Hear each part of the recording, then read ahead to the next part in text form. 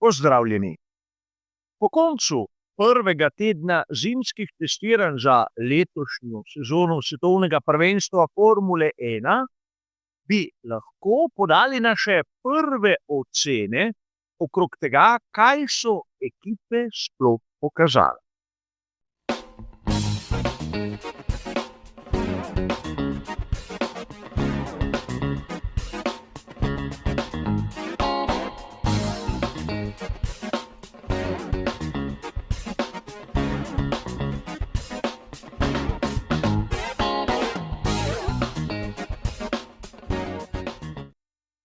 Pred kratkim so se končala prva testiranja letošnje sezone svetovnega prvenstva Formule 1. Ekipe so zapustile progo v Barceloni in mi, navdušenci, bi lahko postavili prvo lestvico. Prvi skupek ocen, iz katerih bomo skušali razbrati pravo razmerje sil pred začetkom letošnje sezone svetovnega prvenstva Formule 1. A treba je tu poudariti, da ne gre za neke dokončne ocene. Vsaka ekipa ima možnost se izboljšati ali pa žal tudi poslabšati. A ne glede na vse, menim, da moramo imeti neko izhodiščno razmerje sil, iz katerega bomo izhajali pri naslednjih datumih na koledarju. Namreč čakata nas še 2 tedna zimskih testiranj v Bahreinu. In tu je treba najprej poudariti nekaj zanimivosti. Testiranja v Barceloni so bila tako imenovani shakedown, kjer so ekipe v bistvu bolj preizkušale te svoje nove bolide, v smislu, če so jih pravilno sploh sestavile. In v nadaljevanju so skušali zbrati čim več podatkov in seveda razumeti, ali bolid reagira na same nastavitve. Ne gre za tista testiranja, kot jih bomo videli v Bahreinu, kjer bo šlo za pravi razvoj. Zakaj so bila testiranja v Barceloni zasebnega tipa? Enostavno zaradi tega, ker so v Bahreinu plačali pravzaprav zato, da imajo oni zimska testiranja, in zaradi tega, da ne bi užalili one, ki so mastno plačali, smo ostali brez televizijskih prenosov in brez uradnih časov. Po drugi strani se lahko marsikdo sprašuje, zakaj so bila testiranja v tako hladni progi, kot je bila tokrat v januarju tista v Montmelóju, namesto da bi odšli praktično v rahlo toplejši Bahrein. Zaradi tega, ker bi izgubili ogromno časa s potovanjem tja in nazaj. Sedaj so ekipe skorajda že vse v svojih tovarnah, kjer lahko nadaljujejo z pravki, z pripravami in seveda z odpravami morebitnih napak. In mislim, da smo pojasnili tiste glavne točke. Razumeti moramo, da v tem trenutku najhitrejši krog testiranj nima takšne vrednosti kot najvišje število prevoženih kilometrov. A videli bomo v nadaljevanju, kako sem to stvar si zamislil. Današnje ocene bodo enostavne. Izbrali bomo lestvico, ki je vsem nam znana. Tisto, ki jo poznamo praktično iz osnovne šole, kjer je enica nezadostna in petica odlika. In verjetno se bomo vsi strinjali, da si oceno nezadostno zasluži Williams. Namreč nismo videli ne predstavitve bolida in logično še manj bolida na sami progi. Govorilo se je o tem, da so imeli težave z tako imenovanim crash testom, ampak crash test je seveda preizkus, ki velja za vseh 11 ekip na štartnem razporedu, ne samo za Williams. Torej, to ni izgovor. In zato, ker jih ni bilo, ne moremo dati drugega kot nezadostno oceno. Ali to pomeni, da je sezona 2026 za Williams izgubljena že na samem začetku? Še zdaleč ne. Imajo sicer zamudo, ampak treba je povedati, da lahko nadomestijo to izgubljeno število kilometrov na tistih testiranjih v Bahreinu. Če ne bo večjih težav z zanesljivostjo, menim, da ne bi smeli imeti večjih težav. A seveda, če pustimo sedaj Williams strani, je prav, da si ogledamo dve ekipi, ki si po mojem mnenju zaslužita samo oceno zadosti. In to so Cadillac in Audi. Za Cadillac je vzpodbudno, da so sploh na zimskih testiranjih bili, ampak opravili so relativno nizko število krogov. In tu bi lahko dejali, da imajo še ogromno prostora za izboljšave, ampak bodimo realni, res so napravili ogromno dela, ampak niso nas z ničemer presenetili. Zato za njih ocena zadostno je, vsaj po mojem videnju, realna. Zakaj pa tako nizko Audi? Audi je seveda nastal iz ekipe Sauber, ampak tudi pri njih so prevozili izjemno nizko število krogov. Imeli so težave predvsem z hidravličnim sistemom. In tu lahko sklepamo, da je težava povezana z menjalnikom. In menjalnik je seveda ena izmed novosti, ki so jo hočeš nočeš prisiljeni napraviti letos sami.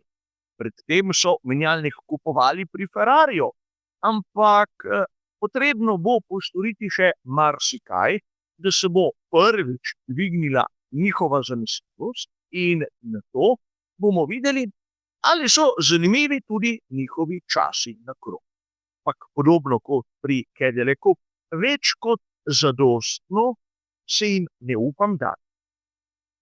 Kaj pa ekipe, ki bi si zaslužile oceno dobro, torej oceno, kjer bi lahko dejali, da nič slabega, ampak tudi nič presenetljivega.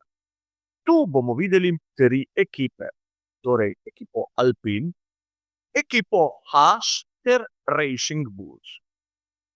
Seveda, kot sem že omenil, lepo število krogov, ampak tako projekt kot tak, kot tudi tisto, kar smo videli na sami progi, nič posebnega. Lahko bi dejali pričakovano in zaradi tega tudi ta srednja ocena, ki pa nekako odraža status ekipe. Status ekipe, ki se ponavadi nahaja nekje na sredini tistega štartnega razporeda in tudi glede raznih lestvic. Seveda imajo možnosti svoje mesto izboljšati, ampak treba je povedati, da pravzaprav oceno 3 sem podal ekipi Alpine, bolj zaradi tistega, kar so pokazali na progi, kot zaradi onega, kar sem videl na predstavitvi oziroma po analizi samega bolida. Če bi tu začeli imeti težave z zanesljivostjo, bi bila ocena verjetno nekoliko nižja, ampak pa Racing Bulls in ekipa Haas, kot sem povedal, pričakovano in nič posebno. Na to verjetno za marsikoga rahlo negativno presenečenje, ampak 3-4 je ocena, ki sem jo namenil ekipi Aston Martin. In zakaj? Po svoje izjemno ekstremen projekt. Mislim, da smo vsi mi navdušenci bili začudeni nad to umetnino, ki jo je ustvaril Adrian Newey. Ampak v resnici so na progi v Barceloni bili prisotni le zadnji dan. Z velikansko zamudo so prišli z nedodelanim bolidom, samo da bi začeli zbirati podatke. Torej, bili so malce boljši od Williamsa, ampak konec koncev bi si lahko dejali, da je ocena 3-4 bolj na račun izjemno ambicioznega projekta, kot onega, kar so bili sposobni ali pa nesposobni pokazati na sami progi. In tu verjetno marsikdo se lahko tudi bo strinjal, ampak menim, da si Aston Martin štirice ne zasluži. Katere ekipe si jo pa? Torej, oceno prav dobro sem namenil v prvi vrsti Red Bullu. Namreč Red Bull ima še dve neznanki, na katere nimam pravega odgovora. Čeprav projekt bolida RB22 je zanimiv, vidimo rešitve, ki morda kažejo v pravo smer, še zdaj ne vemo, kakšen je resnični potencial pogonskega sklopa Red Bull Powertrain Sport. In seveda, dokler nimamo tega odgovora, bomo težko prišli do kakšnega zaključka. Drugo vprašanje, katero se mi poraja, je pa zanesljivost samega bolida. Zaradi nesreče Isaka Hadjarja seveda niso prevozili visokega števila kilometrov, ampak videli smo, kako so njihovi nasprotniki napravili bistveno boljši vtis. Zato več kot 4 Red Bullu ne bi namenil. Ampak isto oceno si po mojem mnenju zasluži tudi Ferrari.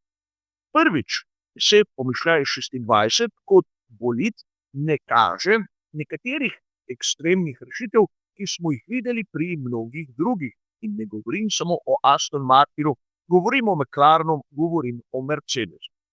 Po drugi strani, če primerjamo število odpeljanih krogov med Ferrarijem in Mercedesom, bomo videli, da so pri skuderiji iz Maranella napravili približno v 3 dneh, ki so jih imeli na razpolago, eno veliko nagrado manj. Namreč velika nagrada Španije v Barceloni traja 66 krogov, tako da se bomo malce bolje razumeli. In konec koncev, razen tistega najhitrejšega časa, ki ga je postavil Lewis Hamilton prav na koncu zadnjega dne testiranj, nismo videli nič kaj takega. In tu seveda marsikateri navijač bo skorajda užaljen. Ampak, če pogledamo sedaj to lestvico, kjer so razvidni najboljši časi vseh testiranj, bomo videli, da je čas Hamiltona približno za desetinko boljši od časa, ki ga je Russell dosegel z Mercedesom. Ampak v četrtek smo prepričani, da pri Ferrariju niso napravili tako imenovani Glory One, torej izhod na progo, kjer ni važno več nič, kjer dajo vozniku nastavitve, pneumatike in količino goriva, ki je samo zadostna za to, da se postavi nek čas, ki te spravi na naklonite tretjine. In seveda obstajajo razne razlage, ampak meni se zdi, da samo tisti zadnji čas v zadnjem dnevu ni nič posebnega, ker na takšnem shakedownu to ni tako važno. Oceno 4 do 5 sem namenil ekipi McLaren. Njihov MCL40 se mi zdi zanimiv, ampak po drugi strani nisem videl, da bi odpeljali velikega števila krogov, kot da bi se skrivali, kot da ne bi hoteli biti prisotni na progi zraven svojih konkurentov. In seveda tudi tu pri ekipi iz Wokinga bi lahko dejali, da so na vrat na nos prišli v Barcelono, to zopet ni važno in ni tako pomembno, ampak od ekipe, ki je v zadnjih 2 sezonah dosegla naslov svetovnega prvaka med konstruktorji, bi lahko dejali, da težko pričakujemo, da bi kar tako naredili bistveno podpovprečni projekt. Ampak verjetno smo vsi mi pričakovali nekaj malega več. In seveda, tako kot smo imeli samo eno ekipo, ki si je zaslužila oceno nezadostno, imamo eno ekipo, ki si zasluži oceno odlično. In kot ste verjetno razumeli, to je tovarniška ekipa Mercedesa, ki je napravila brez težav ogromno število kilometrov, kjer smo videli da tudi časi niso izostajali in kjer sta bila oba voznika pri vrhu praktično vsak dan, ko so testirali. Na voljo so imeli 5 dni, ampak le v 3 so lahko sodelovali. In tu je treba dejati, da pri Mercedesu ne kažejo kakšnih velikih težav. Vprašanje je, kako hitri znajo biti v nadaljevanju. Namreč zanesljivost zagotovo imajo, ampak kot bomo videli v nadaljevanju, je bila tokrat v Barceloni praktično prisotna varianta, ki je bila 5 sekund na krog počasnejša od onega, kar smo lani videli na kvalifikacijah. Torej, kakršnakoli primerjava je neumestna in težko bi dejali, kakšen je v resnici potencial tistega, kar smo videli na prvi. Verjetno marsikdo z mojimi ocenami se ne bo strinjal, ampak zato so komentarji, kjer lahko seveda nadaljujemo to debato. Ampak kar se tiče te hitre analize, seveda to vse. Hvala za vašo pozornost in nasvidenje.